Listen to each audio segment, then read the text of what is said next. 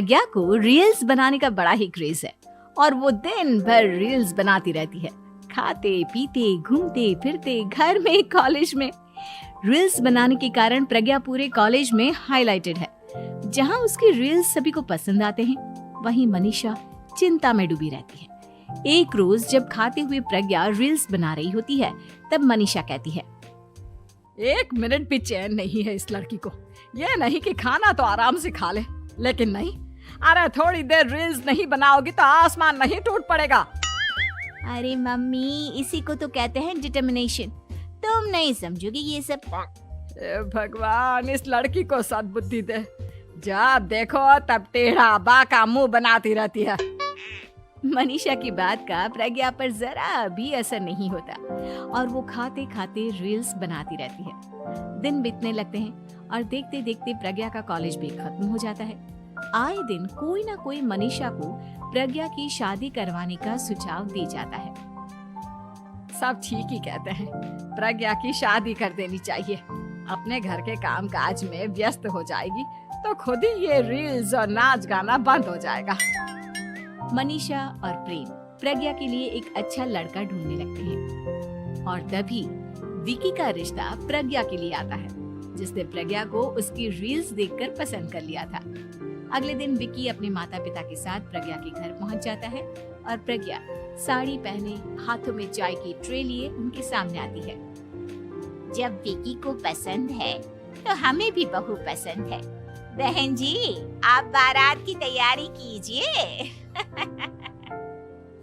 एक बार लड़का लड़की अकेले में बात कर ले तो अच्छा रहेगा। हाँ हाँ, क्यों नहीं। मनीषा विकी को प्रज्ञा के कमरे में भेजती है, जहां प्रज्ञा पहले से ही रील्स बना रही होती है। तभी विकी कहता है, आ गए आपके साजन जी। हमारे साथ ये रील्स कंप्लीट करती तो और भी अच्छा रहता। अच्छा जी, अब आ ही गए हैं तो बना ही लेती हूँ आपके साथ। दोनों मिलकर रील्स बनाते हैं। जब वी मीट और तुरंत पोस्ट भी कर देते हैं। फिर विकी कहता है, जब आप साड़ी में चाय लेकर आए तब मुझे लगा कि कहीं मैं गलत घर में तो नहीं आ गया। अब सही है। दोनों की शादी पक्की हो जाती है और शादी के दिन भी प्रज्ञा रील्स बनाने से चूकती नहीं। यहाँ तक कि बारात के समय भी नाचते हुए रील्स बनाती है। सभी लोग प्रज्ञा की तारीफ के पुल बांध देते हैं और प्रज्ञा नाचती गाती अपने ससुराल चली जाती है। सब कुछ अच्छा चल रहा होता है। प्रज्ञा यहाँ भी दिन भर हर चीज की रील्स बनाती रहती है। लेकिन कुछ दिनों के बाद जब सुनीता कहती है, बहू, ये रील्स के साथ साथ कुछ काम भी कर लिया करो। वैसे तुझे और क्या क्या बनाना आता है? मम्मी जी, वैसे तो सब कहते हैं कि मैं सब कुछ अच्छा बनाती हूँ, लेकिन मुझे लगता है कि मैं मैगी अच्छा बना लेती हूँ।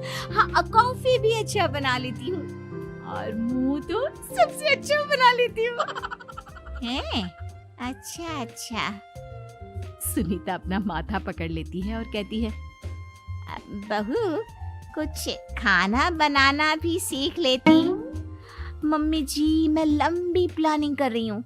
जल्दी ही मैं इतनी फेमस हो जाऊंगी कि मुझे पैसे मिलने लगेंगे। हम दोनों सास बहू राज करेंगे, राज नौकर काम करेंगी और लोगों की तो लाइन लगेगी हमसे मिलने के लिए। तेरा दिमाग खराब हो गया है क्या बहू? हंसी मजाक तक ठीक है, लेकिन इस तरह घर नहीं चलते। जितना जल्दी हो इस घर के तौर तरीकों को सीख लो। प्रज्ञा मुंह घुमाकर चली जाती है और तुरंत उसी वक्त एक रील बनाती है। ये देख सुनीता का गुस्सा 7वें आसमान पर चला जाता है और विकी के घर आती ही सुनीता उसे सब कुछ बताती है। विकी भी अब प्रज्ञा की इन हरकतों से परेशान हो जाता है। तुम टेंशन मत लो मम्मा, मैं देख लूंगा। विकी कमरे में जाता है तो देखता है कि प्रज्ञा रील्स बना रही है। विकी बड़े ही प्यार से प्रज्ञा से कहता है, प्रज्ञा, इन सब के लिए मैं तुम्हें मना नहीं कर रहा हूँ, लेकिन फिर भी हर वक्त तो ये अच्छा नहीं लगता ना। समझने की कोशिश करो, मुझे भी तुम्हारा थोड़ा वक्त चाहिए। मैं जब ऑफिस से आता हूँ तो मुझे समय देने की जगह इसी में लगी रहती है। तुम ज्यादा ही सोच रहे हो। तुम भी मेरे साथ रील्स बनाओ ना। तुम्हें भी बहुत अच्छा लगेगा। तुम्हें इज्जत से कोई बात समझ में नहीं आती क्या? दिमाग खराब हो गया है तुम्हारा इस चकाचौंध से। अगर तुमने अपना रवैया नहीं बदला तो मैं तुमसे दूर चला जाऊंगा। तुम ही रिश्ता लेकर आए थे, मुझे लड़कों की कमी नहीं थी और ना आज है। विकी दरवाजा पटक कर चला जाता है। धीरे धीरे विकी प्रज्ञा से दूर होता जाता है। एक रोज मनीषा प्रज्ञा के ससुराल उससे मिलने जाती है। तब सुनीता उससे कहती है, बहन जी, अब आई हैं तो कुछ दिन यहाँ रहकर जाइएगा, आप ही का घर है। हाँ मम्मी, बहुत दिन हो गए तुम्हारे साथ एक भी रील नहीं बनाई मैंने। प्रज्ञा तुरंत अपने फोन में रील्स ऑन कर लेती है। ये सब मुझसे नहीं होगा। तेरा ये भूत अभी तक नहीं उतरा क्या? बहन जी, आप कुछ कहती नहीं क्या इसे? जब आप ही कुछ नहीं कर पाई तो मैं कर ही क्या सकती हूँ। सास तो वैसी ही बदनाम है।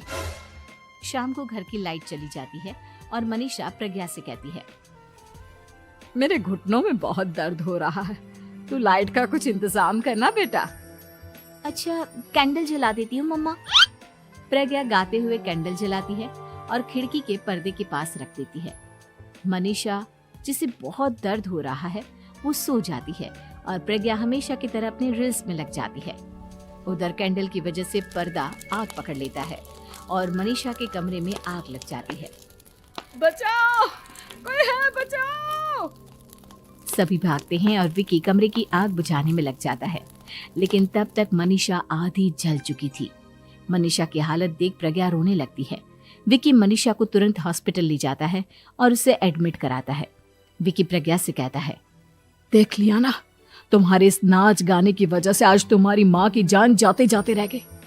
अब पता नहीं तुम और क्या चाहती हो। उधर डॉक्टर कहते हैं, इनकी हालत बहुत नाजुक है, आधे से ज्यादा जल चुकी है। प्रज्ञा रोती हुई मंदिर में जाती है और भगवान के आगे जाकर कहती है, भगवान, मेरी माँ को ठीक कर दो। मैं कसम खाती हूँ, हाथ से ये रील्स बनाना छोड़ दूंगी। बस मुझे मेरी माँ वापस मिल जाए। 2 दिन बीत जाते हैं और मनीषा खतरे से बाहर आ जाती है। पेशेंट अब ठीक है, आप लोग उनसे मिल सकते हो। सब कोई मनीषा से मिलता है और प्रज्ञा सबके सामने अपना फोन तोड़ देती है। मुझे माफ कर दो मम्मा, मैंने तुम लोगों की बातों को नजरअंदाज किया। बेटा, कोई भी चीज जरूरत से ज्यादा खराब है। मैंने तुम्हें रील्स बनाने से कभी मना नहीं किया, लेकिन हर वक्त एक ही चीज तो सही नहीं है। मैं समझ गई हूँ मम्मा, आई एम सॉरी। प्रज्ञा उस दिन से रील्स बनाना छोड़ देती है और पूरी तरह से अपने घर में लग जाती है।